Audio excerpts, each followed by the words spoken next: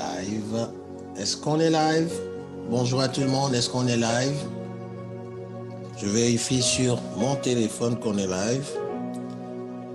Nous sommes mardi 20 décembre 2022. C'est une belle journée pour rencontrer de magnifiques personnes, de belles personnes. Et puis c'est aussi une très très belle journée pour être en présence du Seigneur. Est-ce que vous êtes là? Est-ce qu'on est en direct là maintenant? Voilà, nous sommes en direct, Bonjour Astrid. Bonjour Chad. C'est bon de te voir, Comment ça va? Très bien, merci. C'est un plaisir de me trouver avec toi et bien sûr avec toutes les personnes qui sont avec nous. Excellent. Alors, comme vous le savez, on ne va pas déroger à la règle. Nous sommes à une conférence, nous sommes à la Disciple Conference et il y a du monde. Aujourd'hui, nous sommes avec une personne exceptionnelle que j'apprécie et que je respecte.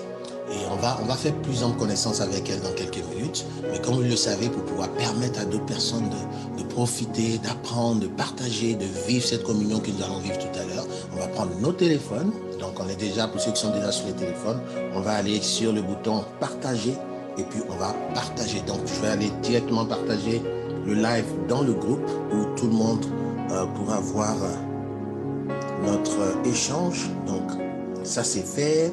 Donc, si tu veux partager Astrid, tu peux le faire également depuis ton ordinateur. Hein. Inviter des amis, inviter des parents, inviter des connaissances. Donc, on continue de partager. Donc, on y va. On va aller dans le groupe maintenant. On va partager et puis permettre aux autres personnes de pouvoir profiter. Et nous sommes très, très heureux. En tout cas, moi, c'est toujours un plaisir hein, d'avoir des personnes de divers horizons. Astrid, tu viens de quel pays? Alors, moi, je viens de la Suisse. Tu viens de la Suisse. Non, la Suisse, c'est le chocolat. C'est ça? Ou c'est plutôt la fromage.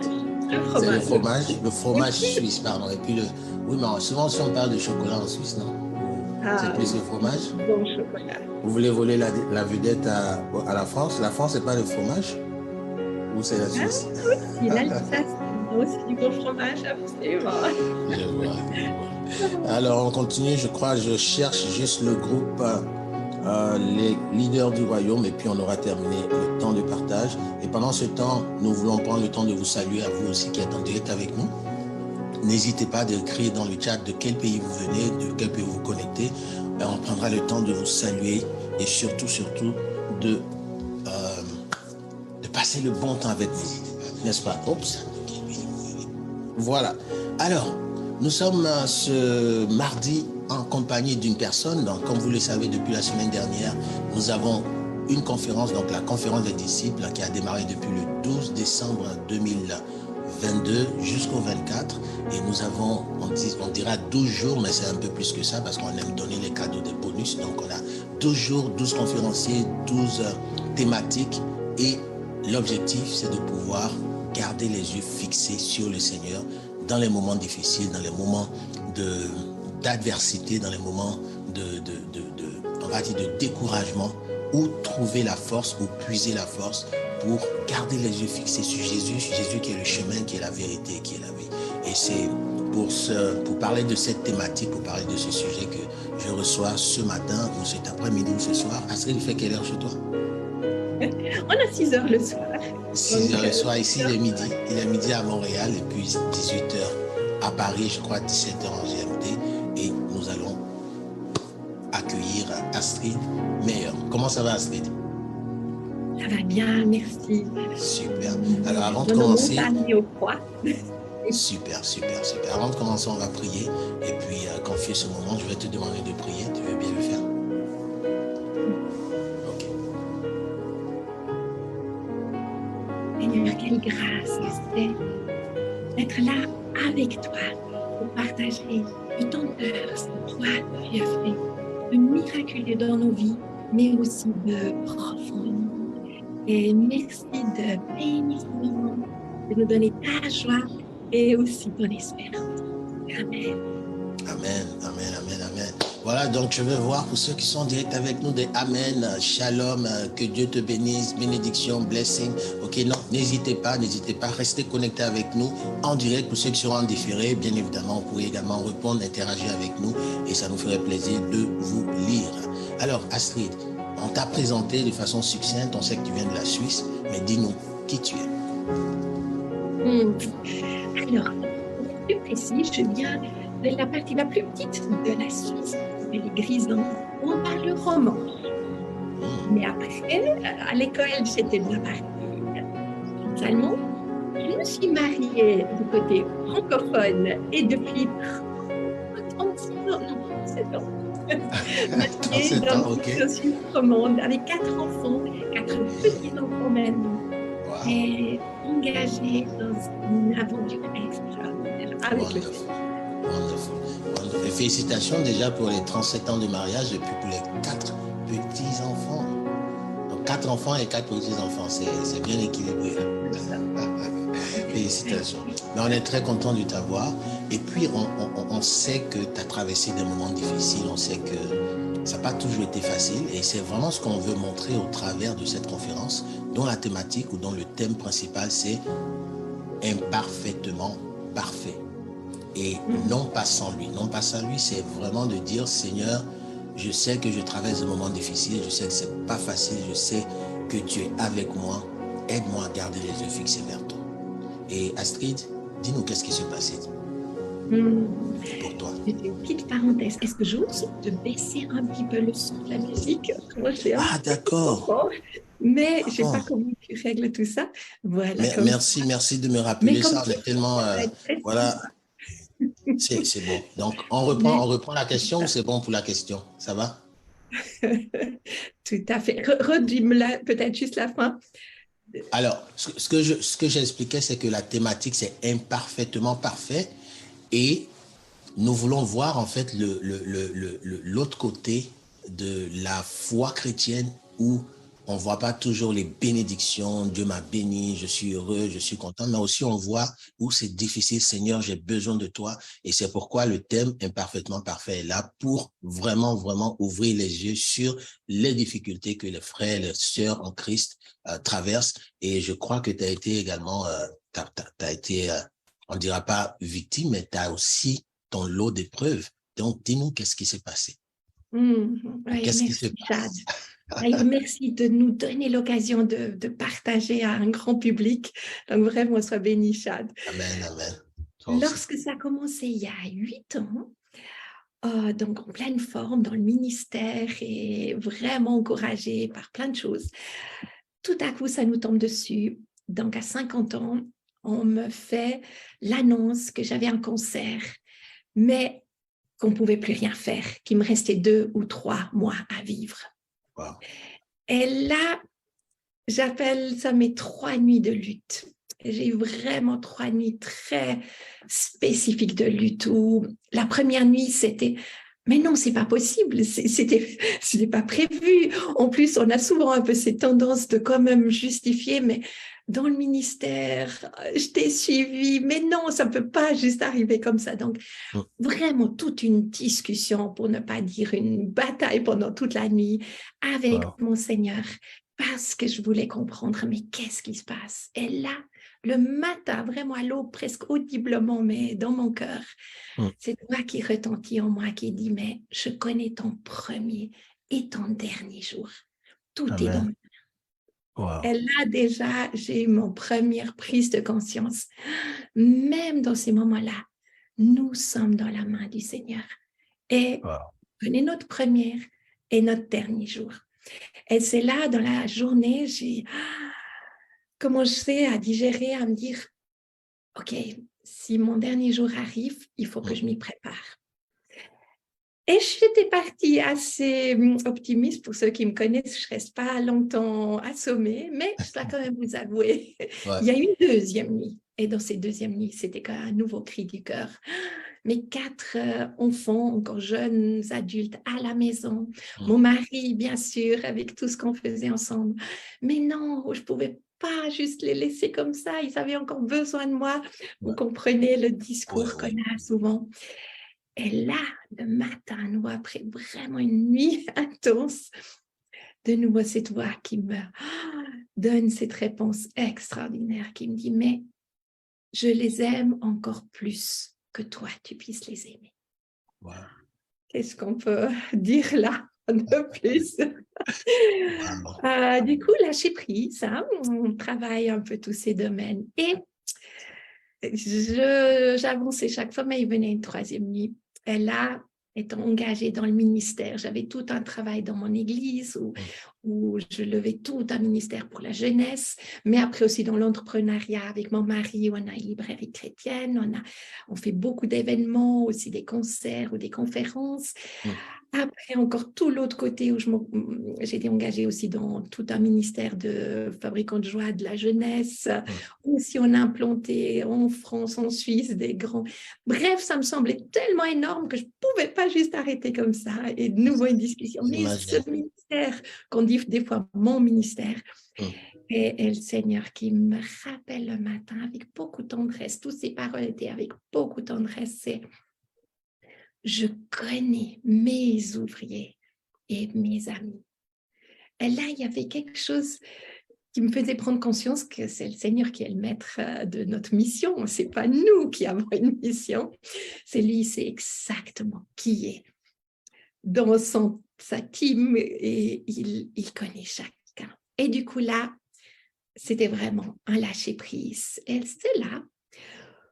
Pour faire une longue histoire courte, j'ai traversé 2 années de complications, de choses vraiment difficiles. Difficile, j'imagine. Il Avant que tu continues, Astrid, je vais juste rappeler 3 choses importantes quand même que tu as dit. J'étais en train de prendre note quand j'avais la tête baissée. La première des choses, pour ceux qui sont en direct avec nous, vous pourrez l'écrire en commentaire pour que ça reste pour la postérité dans cette vidéo-là, pour que ça reste dans les commentaires, pour que ceux qui vont venir, qui ne seront pas avec nous, pour ceux qui ne seront pas avec nous en direct, pourront également le lire. Donc, écrivez en commentaire: je connais ton premier jour et ton dernier jour. Mais quelle parole puissante et d'assurance. Moi, c'est vrai qu'on sait, on lit dans la Bible que le Seigneur a donné, le Seigneur a repris, que le nom de l'Éternel soit béni. Mais cette phrase ou cette parole qui dit: je connais ton premier jour et je connais ton dernier jour, quelle assurance, quelle force. Et comment tu t'es senti quand tu as entendu ça, alors que tu étais à la veille complètement dévasté? Comment tu t'es senti? Inondée d'une paix, tellement, on ne peut pas le décrire autrement, mais une énorme paix. Que c'est pas que j'ai fait quelque chose de faux, c'est pas que je me suis loupée, ou en fait, entre les reproches, les suppositions, la les culpabilité. différentes choses. Là, j'ai l'impression que chaque fois qu'il y a des épreuves qui nous arrivent, chaque fois qu'on a ces genres de situations vraiment assez graves, parce que ça touche à notre intégrité physique, la première des choses, un des réflexes, c'est de dire: qu'est-ce que j'ai pas fait ou qu'est-ce que j'ai mal fait? C'est ça? Tu t'es posé la question également? Tu te remettais en cause? Ah si, j'avais réalisé plus vite que c'était aussi grave. Ah si, pourquoi? Et puis, pourquoi le médecin n'a pas vu? Vous voyez, C'est ça. Est-ce que tu étais un peu en colère quelque part? Il y avait clairement un moment de colère où je dis: mais c'est pas possible, ça peut pas arriver comme ça maintenant, sans qu'on soit, je veux dire, c'était comme si on s'est fait avoir ou même qu'on a loupé quelque chose. C'est ça. Et puis en étant à l'écoute du Seigneur, ça ne pouvait pas juste arriver comme ça. Donc oui, clairement, il y a un moment on appelle ça aussi le marchandage. C'est pas possible. C'est un peu comme les phases en fait du deuil, d'une certaine façon. Oui, exactement. C'est un peu comme les phases, les différentes phases. Ouais, c'est ça. Du processus du deuil. Absolument, ouais. Et la deuxième chose que tu as dite qui est importante de rappeler, et je vais vous demander aussi pour ceux qui sont en direct avec nous d'écrire dans le commentaire, c'est: je les aime plus que toi. Qu'est-ce que ça t'a apporté comme réconfort, comme paix, quand tu as entendu ça? Absolument, absolument. Qu'est-ce qu'une maman qui aime son mari, qui aime ses enfants, à ce moment-là, de savoir que quelqu'un les aime encore plus, parce que moi, je puisse aimer, moi, ça m'a juste de nouveau boosté, apaisé dans tout mon être, à me dire: ok, je te les remets. En moins de 15 minutes, on a déjà des paroles vraiment puissantes qui, moi, déjà m'édifient. Je connais ton premier jour, je connais ton dernier jour. Et rassure-toi, j'aime tes enfants plus que toi-même. En tant que parent, souvent on se dit, ah, Dieu, il n'est pas sur la terre, il ne sait pas vraiment ce qu'on traverse, il ne connaît pas nos enfants, il ne sait pas qu'on les aime. Pourtant, c'est lui qui nous a créés le premier. C'est lui qui nous a fait. Et ça, c'est très puissant. Et puis la dernière chose, Ouais. c'est, bon, malheureusement, je n'ai pas noté, mais je crois que la dernière chose, c'était quoi? Tu peux me rappeler? Par rapport à la mission, c'est pas ma mission, mais le Seigneur me C'est répond. ça, Je c'est ça. connais mes ouvriers, mais Je et connais les mes mots ouvriers. ouvriers, peut-être n'est pas le bon mot, mais on a un verset qui dit ça, mais c'était plus dans la compréhension. Je connais ceux qui travaillent avec moi.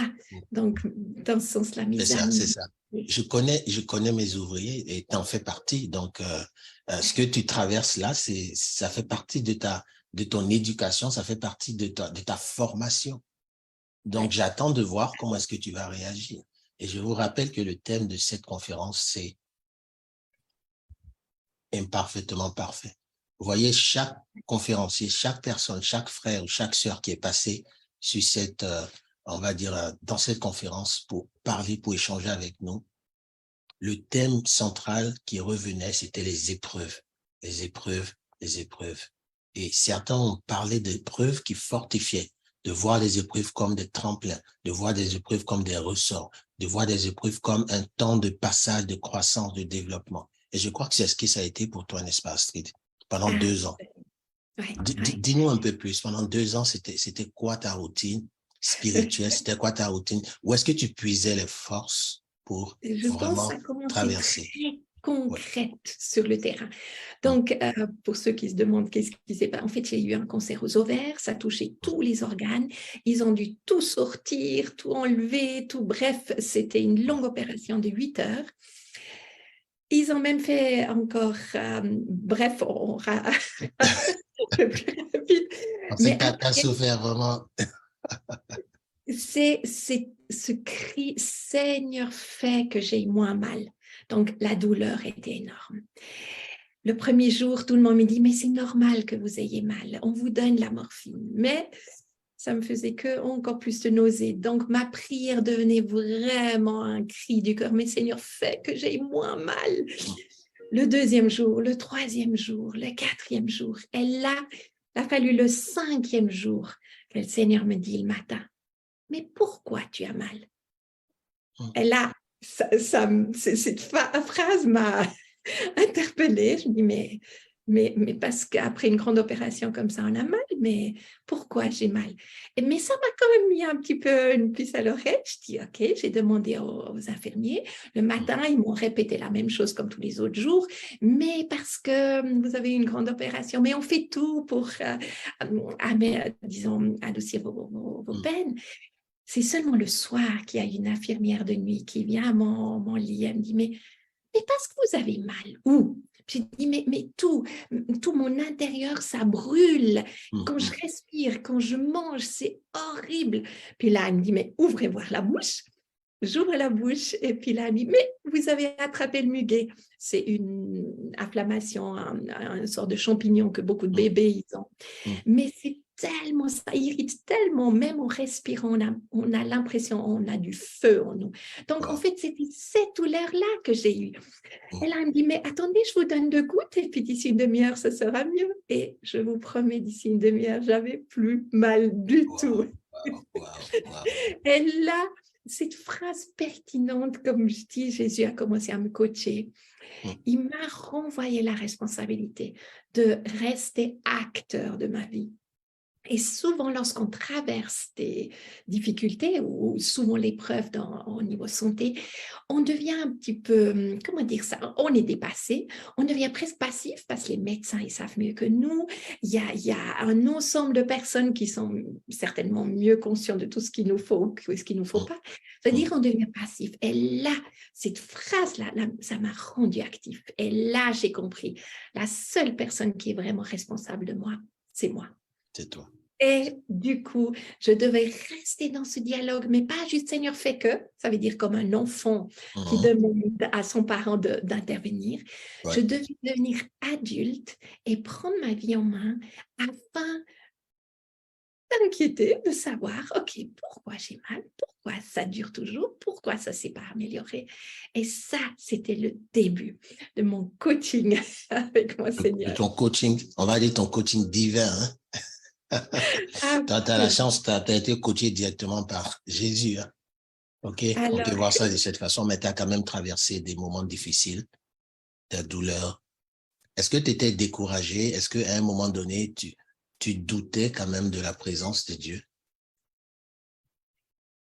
c'est pas que je doutais, mais que je savais plus comment on va gérer tout ça. Parce qu'il y a un aspect, c'est notre entourage qui commence à plonger aussi, qui commence à désespérer aussi. Et l'empathie d'aider lorsque les choses vont de pire en pire et lorsque des personnes nous disent, oui, mais est-ce que tu ne crois pas à la prière? Tu n'es toujours pas guéri? Genre, c'est encore notre faute.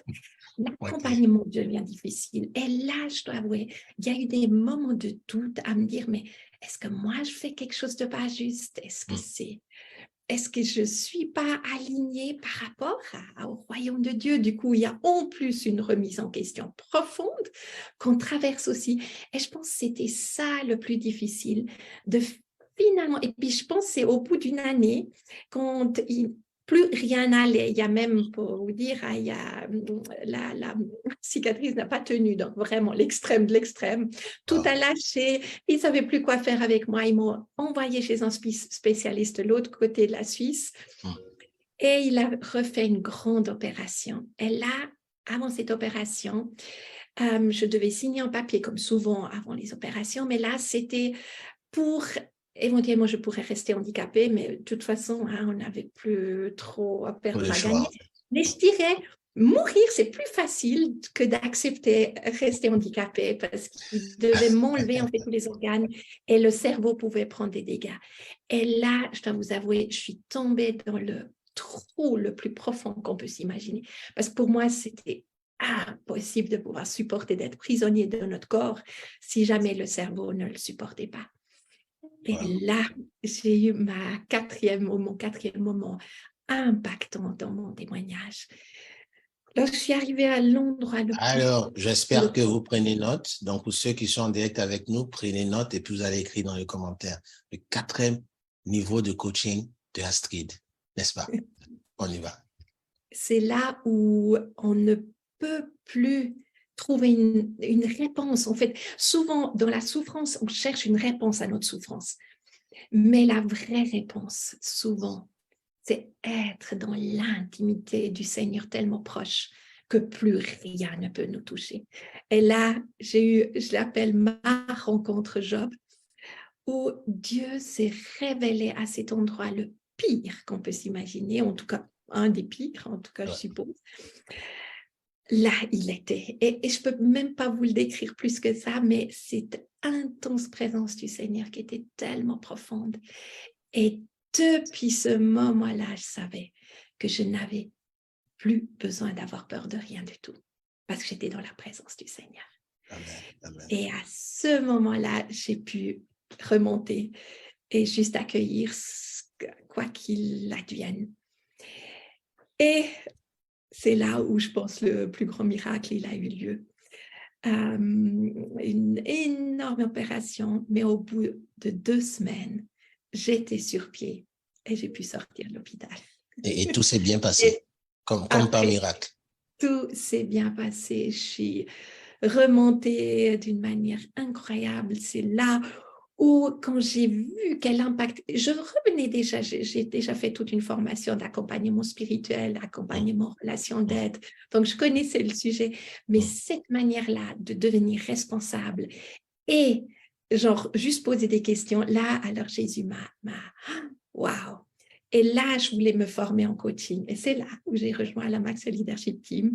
Et c'est ainsi que je suis devenue coach. Et là, ça fait que 7 ans maintenant, ou 7 ans et demi, que je suis dans cette team. Et je peux vous dire, mais toute ma vie a été transformée parce que du coup, je suis entrée dans une position de leadership beaucoup plus claire. Et actuellement, je gère des projets magnifiques qui sont au niveau Europe, Afrique aussi. Et vraiment, et j'enseigne aussi à la Max Leadership francophone. Du coup, ma vie a complètement changé. Mais Alléluia. l'épreuve n'était pas finie. Parce qu'au Hey, début de mais cette année, avant de continuer, j'aimerais qu'on revienne, hein, j'aimerais qu'on revienne sur le point de le quatrième niveau, la quatrième séance de coaching. OK? On a les thèmes, l'inquiétude. On sait que Dieu, la Bible nous demande de ne point nous inquiéter. J'ai envie de te poser la question, est-ce que tu étais inquiète? Que tu allais passer ou que tu allais rester? Est-ce que tu étais inquiète? alors justement, toute la soirée, ça m'a animée, cette grande inquiétude, même cet affolement, cette peur existentielle qui est pire que la mort, parce que la mort, au moment où on a le Seigneur, on sait, on va dans l'éternité. Amen. Mais là, c'est devenir prisonnier de notre corps et on s'imagine plein de terribles choses à ce sujet, je pense au niveau handicap cérébral. Et là, il y a une profonde peur. Et je pense cette peur-là, on appelle ça la peur existentielle, elle va au-delà de ce qu'on peut décrire, qu'on peut dire. Et là, de ne pas avoir une réponse à cette peur existentielle, parce qu'on ne pourrait jamais la trouver, mais d'avoir la réponse à ce que la présence de Dieu a un tel impact dans ma vie que j'ai plus besoin d'avoir une réponse à ce sujet par rapport à la peur, mais que sa présence est la réponse à tout fondamentalement. Amen. Alors, de la peur à la paix. Comment ça s'est passé? La peur, on va l'assimiler à l'inquiétude. Et on expliquait une fois que la Bible dit ne vous inquiétez pas. Et en anglais, c'est do not worry. Donc, c'est comme si en fait l'inquiétude, c'est un choix, c'est une décision. Do not. Donc, on décide. Do worry, c'est inquiétez-vous. Et ne vous inquiétez pas. Donc, c'est en fait l'inquiétude, c'est une décision. Donc, on décide de s'inquiéter. Donc, ça veut dire que dans le in the midst, comment on dit in the midst, dans le champ de tout, voilà, au milieu de tous en fait, de tous ces questionnements, ces incertitudes, comment est-ce que tu as trouvé la paix? Parce que tu t'inquiétais, donc c'est un peu comme une décision de dire, OK, mais c'est quoi la réponse à ça? C'est quoi? Comment? Comment est-ce que tu trouves la paix, en fait, finalement? Je pense, si je la compare avec mes 3 autres nuits, il y a eu toutes ces nuits d'inquiétude, où je voulais trouver la réponse, un peu comme les autres fois, où il y avait chaque fois une réponse de la part du Seigneur, mais c'est comme si elle ne venait pas. Du coup, je m'agitais toute la nuit. Et c'est le matin, sur la table de l'opération, qu'il n'y avait pas une réponse, mais plus cette évidence, ma présence te suffit. Ma présence te suffit. Et là, j'ai compris qu'en fait, Dieu n'avait même plus besoin de me donner une réponse par rapport à l'inquiétude d'avoir un problème cérébral. Je veux dire, je pense que je ne cherchais pas au bon endroit. C'est ça. Ma présence te suffit. Et là, j'ai pu le recevoir. Et la paix était là. La paix était là. Donc, la paix est venue avant l'opération. Oui. Ouais. Donc, en fait, tu étais déjà prête, tu étais déjà en paix avant l'opération et ça continue après l'opération et ça continue jusqu'à aujourd'hui. Gloire à Dieu. Gloire à Dieu. Ah oui. Ah oui, oui. Et ce qu'on peut apprendre, c'est que la présence de Dieu nous suffit. Quand on sait regarder là où il faut. Donc, quel que soit, en anglais, ça se dit, when your attitude is right, the fact don't matter. Quand votre attitude est juste, quand vous regardez là où il faut regarder, les faits, la situation ou les situations ne sont pas importantes parce que Dieu est présent. Il est le maître du temps et des circonstances, donc il maîtrise tout, il connaît tout, rien n'échappe à son contrôle. Donc c'est cette présence de Dieu, ma présence te suffit, qui t'a permis d'avoir la paix et de passer à travers cette opération et même à travers cette épreuve jusqu'à aujourd'hui. Gloire à Dieu. Amen. Amen. Alors, la suite.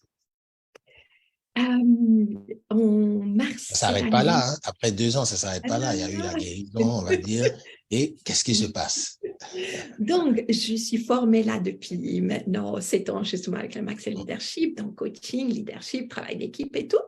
Et on dirait, c'est déjà pas mal. Mais là, le Seigneur, cette année, il m'a donné un atelier de travail ou un workshop intensif pour devenir encore plus intentionnel. Et peut-être aussi, comment dire ça, c'est pas une peur que le temps est compté, mais une telle clarté par rapport à ce temps qui est compté par rapport au monde, par rapport à tout ce qui se passe, par rapport au royaume et des personnes que le Seigneur veut encore attirer à lui.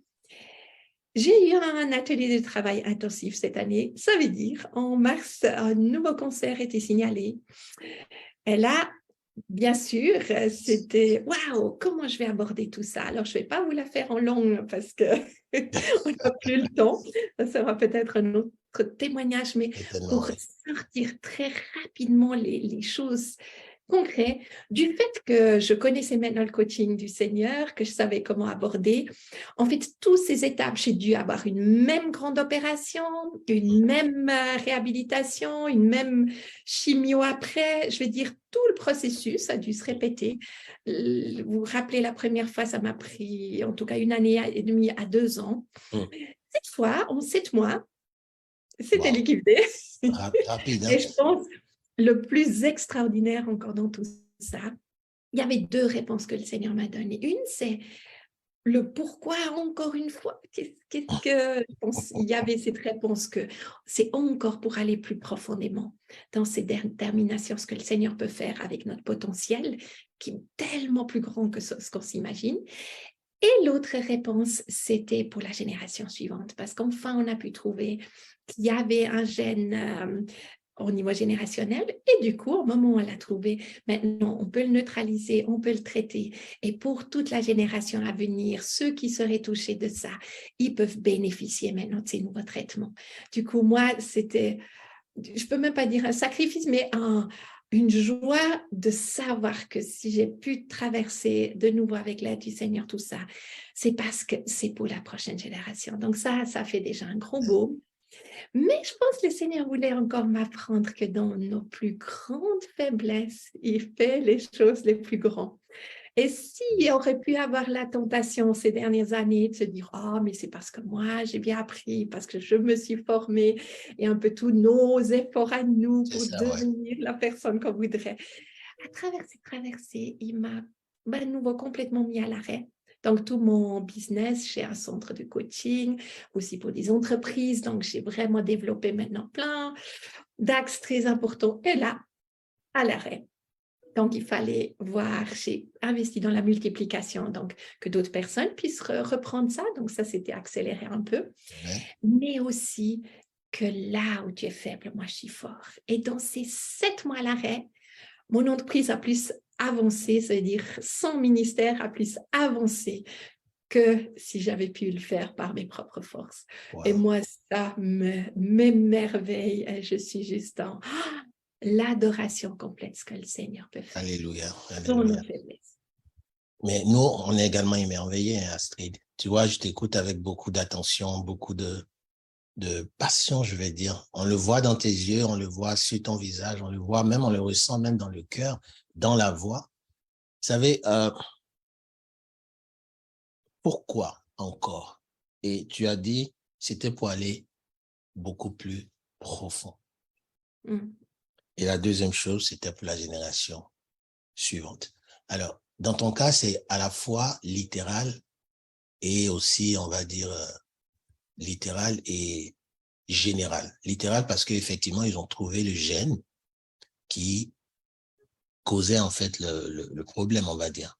Donc, c'est maintenant facile de pouvoir l'isoler et de sauver éventuellement d'autres personnes qui auraient cette, qui traverseraient cette difficulté-là. Et de façon générale, c'est aussi pour la génération future parce que tu deviens une personne ou tu deviens la personne que Dieu voulait que tu deviennes parce que tu marches désormais en eau plus profonde et ton témoignage, ta vie deviennent en fait une inspiration pour la génération à venir. Et ça, c'est une bonne transition pour parler effectivement de ce qui est important pour nous aujourd'hui en tant que leader du royaume. C'est de préserver l'héritage spirituel, l'évangile que Dieu nous a donné, que Jésus nous a laissé pour la génération à venir. Parce que nous savons ce qui se passe aujourd'hui. Donc ça, c'est une des prérogatives. Préserver, protéger cet héritage-là. Enseigner la parole de Dieu, encourager, montrer le chemin, montrer le modèle à nos enfants. Et la deuxième chose, c'est de promouvoir ce message de l'évangile. Et je crois qu'aujourd'hui, rien ne peut t'arrêter, n'est-ce pas, Astrid? On voit dans... Voilà, elle dit, non, non, non. Oui, rien ne peut t'arrêter parce que tu sais d'où tu viens.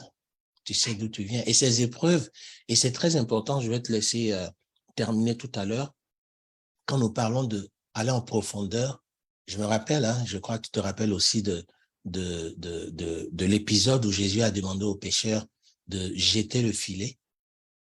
La première des choses qu'on apprend ici, c'est qu'ils n'ont pas de jeter les filets, parce que dans différentes versions, c'est le lait, mais de jeter les filets. Et ce qu'ils ont dit, c'est qu'on a pêché toute la nuit, on n'a rien eu. Mais parce que tu le dis, on le fait. Mais ils ont plutôt lancé un filet plutôt que des filets. Donc, déjà, il y avait de l'incrédulité. Et l'autre épisode, c'est où ils devaient aller en fait en eau profonde, comme la Bible le dit, mais il y avait la peur dans l'eau profonde. Et si on veut rentrer dans l'intimité vraiment avec le Seigneur, c'est d'aller en eau profonde. Ce n'est pas aller en grandeur, mais c'est vraiment aller en profondeur. Et je crois que c'est 7 mois de coaching. Donc, ça fait 2 ans et demi. Donc, tu as presque eu ta licence, en fait. Je suis proche. C'est ça. Donc là, tu es diplômé. Et ça fait la différence aujourd'hui dans ton ministère. Parle-nous un peu de ce que tu fais aujourd'hui et comment est-ce que tout ce que tu as traversé, ça impacte ton zèle pour le Seigneur aujourd'hui.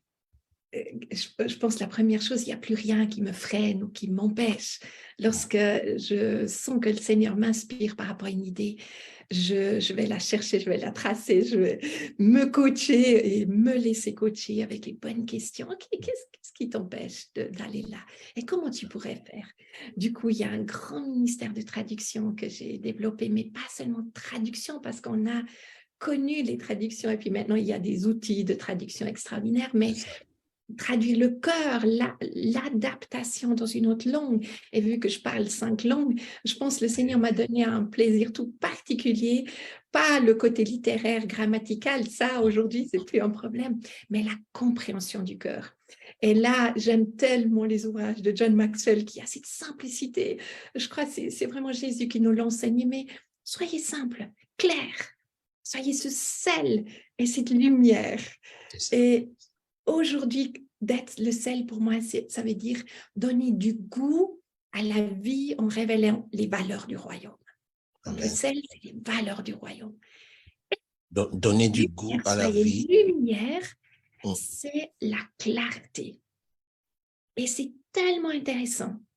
Souvent, on veut affirmer des certitudes, même des croyances, ou la foi, on est souvent boosté. Puis bien sûr, ça nous fait du bien lorsque quelqu'un d'autre nous partage sa foi, ses convictions, parce que ça nous rassure de voir une personne sûre d'elle.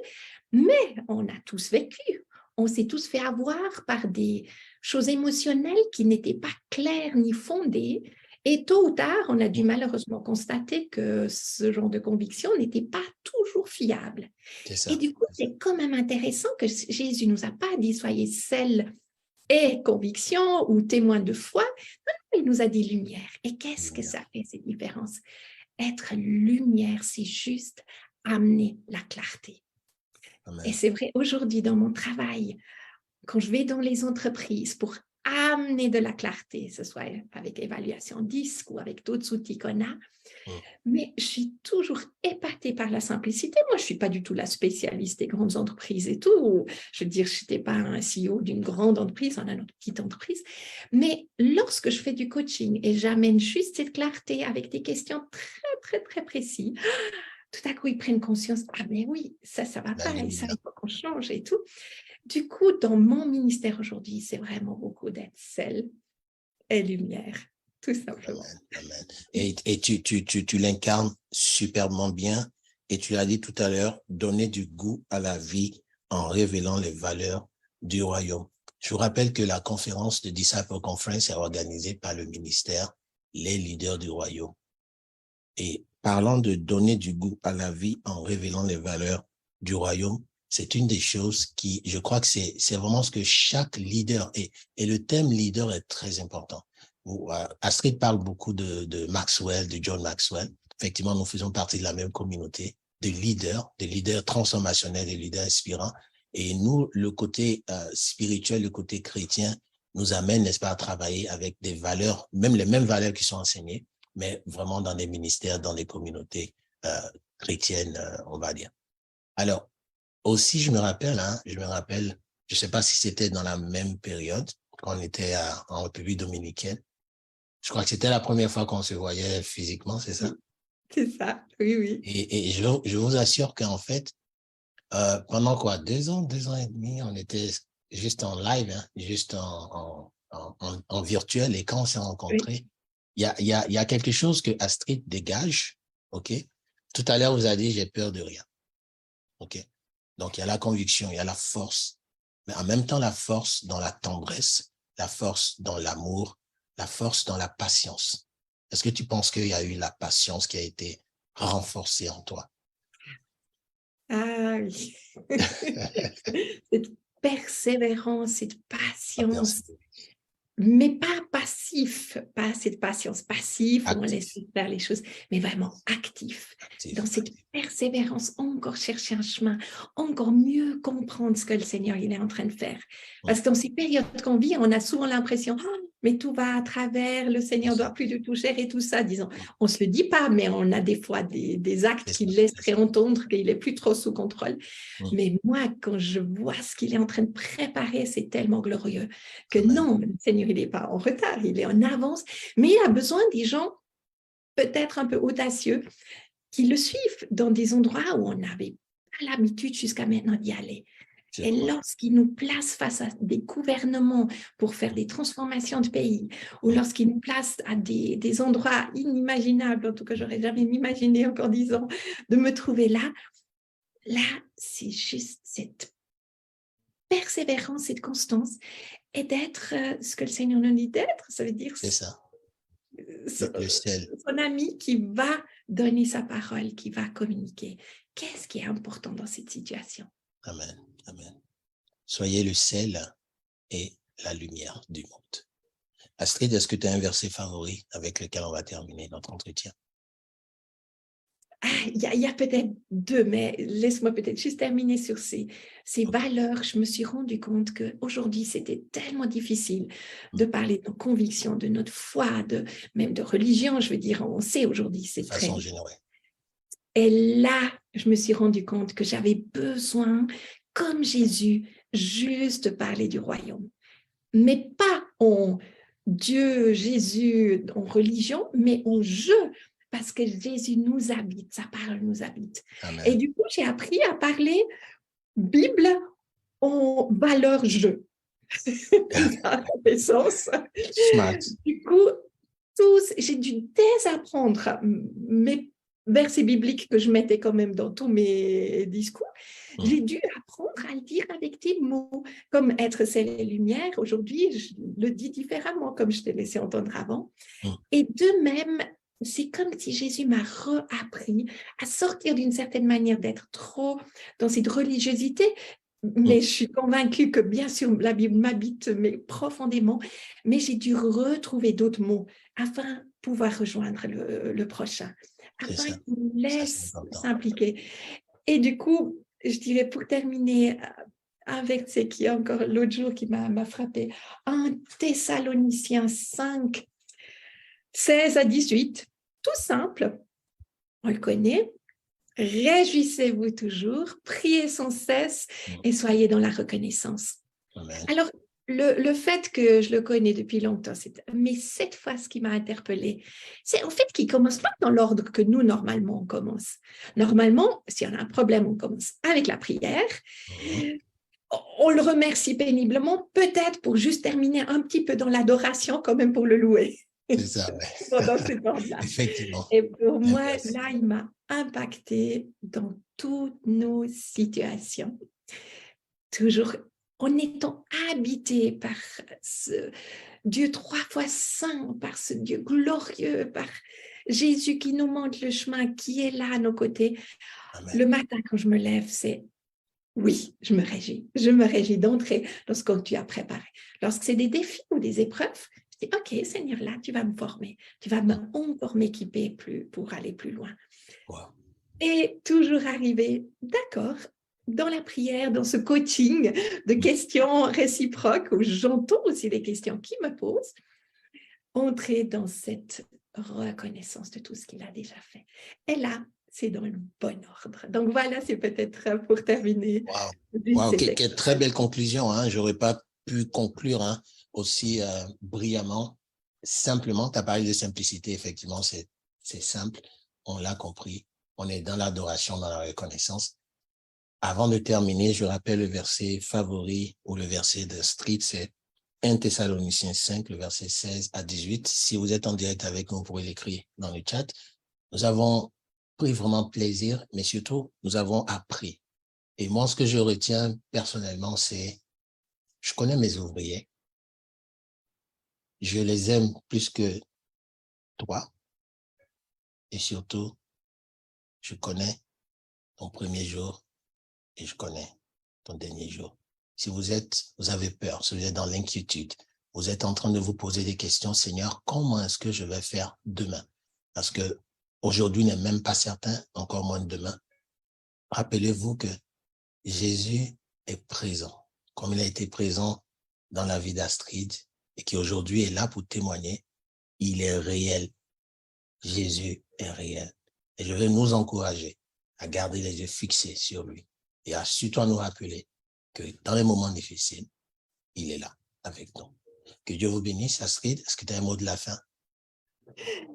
J'ai eu le plaisir déjà d'écrire 2 livres, du coup, peut-être mettre dans les chats les références au cas où. Et j'ai aussi un site ressources de vie où je mets encore plein de témoignages par rapport à cette deuxième étape où ça va aussi dans différentes profondeurs. Donc, au plaisir d'être ce témoin de ce Dieu vivant qui veut vous toucher là où vous êtes. Alors, Astrid, je vais te demander de nous partager les liens directement sur la vidéo en commentaire, OK? Donc, on pourra le faire juste après avoir fermé le live. Et puis, ceux qui voudraient, n'est-ce pas, lire davantage, vous aurez les liens directement en commentaire. Et Dieu te bénisse. Je vais prendre le temps de prier. Éternel Dieu, nous te bénissons. Merci pour ta grâce. Merci pour la vie d'Astrid. Merci pour la vie de sa famille, de son époux, de ses enfants. Merci pour le travail exceptionnel que tu as fait. Toi seul peux faire ce travail. Toi seul peux faire ce coaching. Même si aujourd'hui, cette terminologie se réfère à des choses professionnelles qu'on entend, qu'on comprend, qu'on connaît. Oui, Astrid est coach, Astrid est consultante, Astrid est formatrice. Mais Seigneur, mon Dieu, elle a compris au travers de cette épreuve que tu étais là pour lui poser des questions, mais les questions existentielles, les questions essentielles. Et c'est là qu'elle a découvert ton coaching.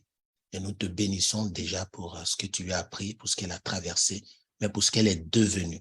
Parce qu'à la fin de la journée, ce que tu veux de nous, c'est que nous devenions les personnes que tu veux que nous soyons, pour la gloire de ton nom, mais aussi, Seigneur mon Dieu, pour le bonheur des enfants et de la communauté dans laquelle tu nous places. Nous te bénissons. Bénis le reste de la journée et sois avec nous. Au nom de Jésus, nous avons prié. Amen. Amen. Voilà. Amen. Que Dieu te bénisse. Et puis, on se dit, on se reparle, on reste connecté, OK, jusqu'à la fin de la conférence. Et puis, au plaisir de te revoir. Absolument. Au plaisir. Bye bye. Alors, pour ceux qui sont avec nous en direct et ceux qui vont nous prendre en différé, nous nous reconnectons exactement dans 10 minutes pour parler, pour rencontrer une autre personne, un autre frère, une autre personne exceptionnelle dans le cadre de notre Disciple Conference avec la thématique Imparfaitement parfait. À tout de suite.